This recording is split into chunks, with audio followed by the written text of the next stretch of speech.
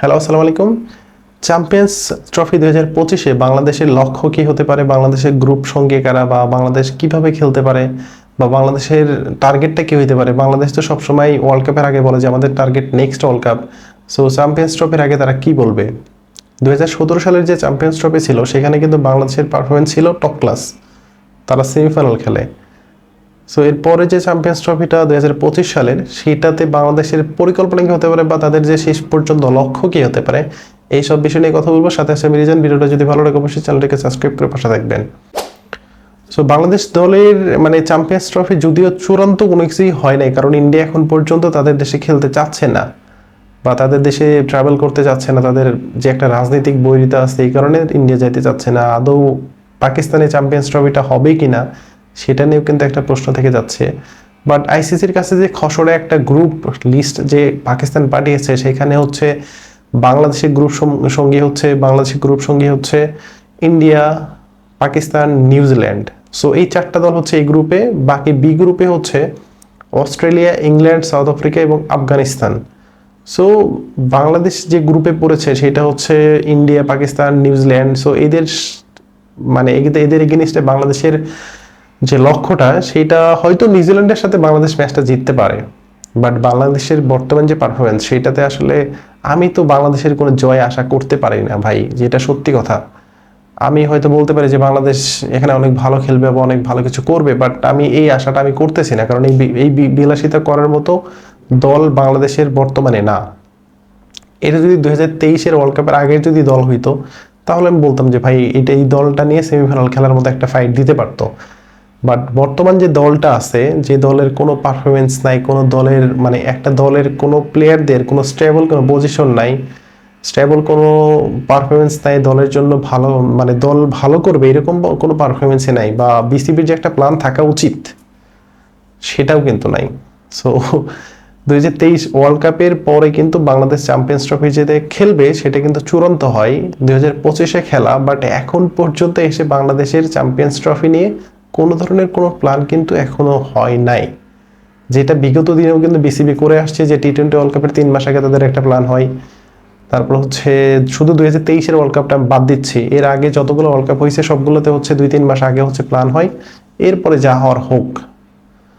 তো এইবারও সেম কাহিনী হচ্ছে হচ্ছে দেখা যাচ্ছে যে 2-3 মাস আগে একটা প্ল্যান হবে, দেন একটা দল সিলেকশন হবে, তারপরে হচ্ছে যাদের ইচ্ছা সেখানে খেলবে, পারফরমেন্স যা হোক হোক, প্রবলেম নাই। দলের প্লেয়াররা যাই খেলুক, কোনো জবাবদিহিতে নাই। কোচ যেমনই খেলুক, একটা দুইটা ম্যাচ জিতলে তাকে বোনাস দিতে হবে, তার যে বেতন আছে তাকে সেটাও দিতে হবে। বিসিবির যে পরিচালক আছে, তারা সুন্দর করে ট্রাভেল করবে, ফ্যামিলি নিয়ে যাবে, ঘুরবে ফিরবে, তাদের একটা বেতন বোনাস হবে, সবকিছু হবে। বাট মাঝখান থেকে বাংলাদেশ ক্রিকেটকে যারা ভালোবাসে, যে ফ্যান, লয়াল ফ্যান, তাদের হার্ট ব্রেকটা হবে।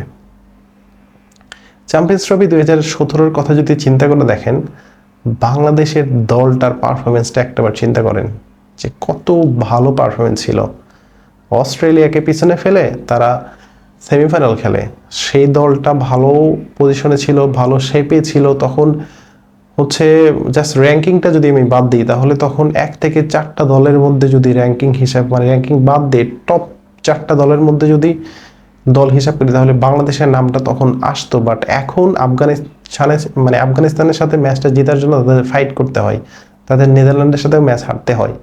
সো চ্যাম্পিয়ন্স ট্রফি থেকে বাংলাদেশ কি হজবরল করবে সেটা আমি অ্যাকচুয়ালি বলতে পারতেছি না। যদি এর মধ্যে যদি বাংলাদেশ দল যদি সবকিছু ঠিক করে ফেলে, বা তামিম ইকবাল যদি ফিরে আসে, বা দলের মধ্যে যত ঝামেলা আছে সবকিছু যদি মেটাতে পারে, একটা দল হিসেবে যদি খেলতে পারে, তাহলে বাংলাদেশের সামনে ভালো কিছু অপেক্ষা করতেছে, এটা বলাই যায়। কারণ পাকিস্তান দলটা নিয়েও কিন্তু টালমাটাল অবস্থা, যদিও তারা হোস্ট, সো তাদেরকে হারানো একটু কঠিন হবে, বাট হারানো কিন্তু পসিবল, কঠিন হইলেও পসিবল। নিউজিল্যান্ডকে হারাতে পারবে বাংলাদেশ, এটা শিওরলি আমি জানি। বাংলাদেশ হচ্ছে নিউজিল্যান্ডের সাথে ম্যাচটা জিতবে, বাট প্রবলেমটা হচ্ছে ইন্ডিয়াকে নিয়ে। সো ইন্ডিয়া হয়তো পাকিস্তানে খেলতে যাবে না, হয়তো ইউএইতে খেলাটা হবে।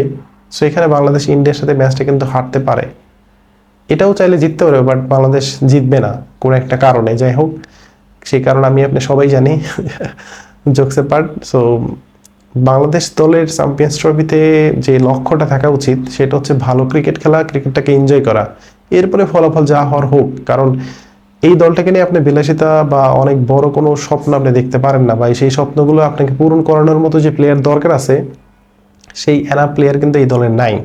বা দলে যে স্টেবল একটা স্কোয়াড থাকা বা একটা প্লেয়ারের ফিক্স পজিশন থাকে সেটাও কিন্তু নাই। দেখা যাচ্ছে সারা বছর আপনি যে প্লেয়ারকে যেখানে খেলতে দেখতেছেন, আপনি আইসিসি টুর্নামেন্টে গিয়ে তাকে উলটপালট করানো হচ্ছে। সেটা তো হৃদয়কে হচ্ছে 4 নম্বরে সারা বছর খেলাবেন, আইসিসি টুর্নামেন্টে গিয়ে তাকে 8 নম্বরে ব্যাটিং নামাবেন।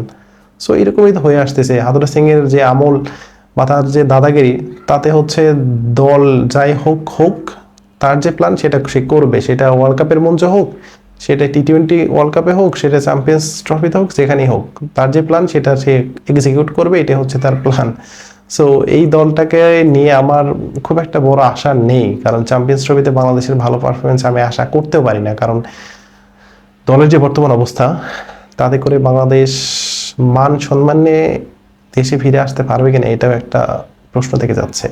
যদি আমি দলটাকে ছোট করছি না, ওই যে আমি বললাম একটু আগে যে দল যদি এর আগে বোর্ড যদি প্লেয়ারদেরকে ঠিক করে ফেলে, কোচকে ঠিক করে ফেলে, দল যদি একটা স্টেবল স্কোয়াড পায়, তামিম ইকবাল যদি ব্যাক করে, সব ঝামেলা যদি মিটে যায়, তাহলে বাংলাদেশ দলের জন্য বড় একটা সুযোগ সেমিফাইনাল খেলা বা ফাইনাল খেলা। সো সাকিব আল হাসান, তামিম ইকবাল, মাহমুদুল্লাহ রিয়াদ, মুশফিকুর রহিমের শেষ অ্যাসাইনমেন্ট।